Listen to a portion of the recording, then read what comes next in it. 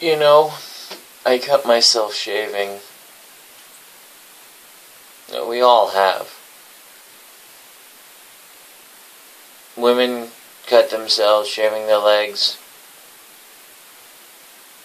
Sometimes their faces. Men cut themselves while shaving their faces. Sometimes their balls. With that in mind, I was wondering, when does stabbing become impalement? I mean, say you're nailing someone with a tack or a push pin. Is that poking? Or is that impalement? I mean, what about a knife or a sword? How come we don't have a set of rules for this stuff? If I poke someone with a knife, most people are probably going to say, that's a stab. Hey, you stabbed that guy. Change that knife to a sword, and you've entered sort of a gray area. I mean, I think what we should all take away from this, excuse me, is that you should just use an axe and cut their head off, because it's decapitation. There's no real gray area there. I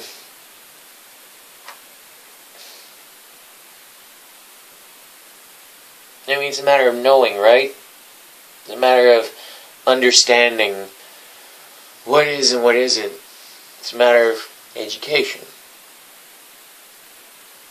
I mean, I think we can all agree education is good. Right? Knowing stuff is a necessity. We all want to, in some way, be considered authorities on subjects. We want to, in some way, be the Neil deGrasse Tyson of our particular study or interest. I mean, think about it, honestly. Has there ever been a time when someone told you, wow, you know a lot about this particular field of interest, and you felt like a dick because they said it? No. No one has felt that. Of course no one's felt that. I bet, as a matter of fact, that most people, when they've heard that, have gotten just a little bit aroused. Okay, maybe just me. Now, it came to my attention, however, that there is one area in which you do not want to be considered the know-it-all. That area is porn. No one wants to be considered the go-to guy for pornography. Seriously, that's an area of expertise you have to hide. It's not like they're giving away Nobels for theses on bukkake or, grants for refined stroke techniques. What's more, hiding it is for your own good. Because you don't want to have to deal with the queries associated with that proficiency. You don't want to be the Ask Jeeves for porn. Not so much because of the notoriety, but because of the type of people that will request your aid. Do you want to be the Sam Spade of pornography? With 1,000 unwashed perverts with comb-overs hovering at your pebbled glass door?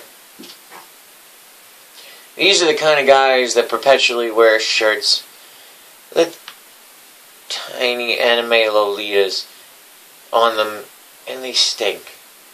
And when I say they stink, they wear stink. And because the type of funk that accompanies them is in a realm that transcends odor. It's a smell coming off them in not so much the realm of scent, but a kind of miasma so thick it's like an overcoat. and overcoat made of just funkin' BO. That's who you'd have to help, being an expert in that particular field. These Ivy Leaguers of the University of Chubby and Sticky would be your compatriots. I'd say brothers in arms, but that would be generous. A more accurate description would probably be overweight males touching themselves inappropriately.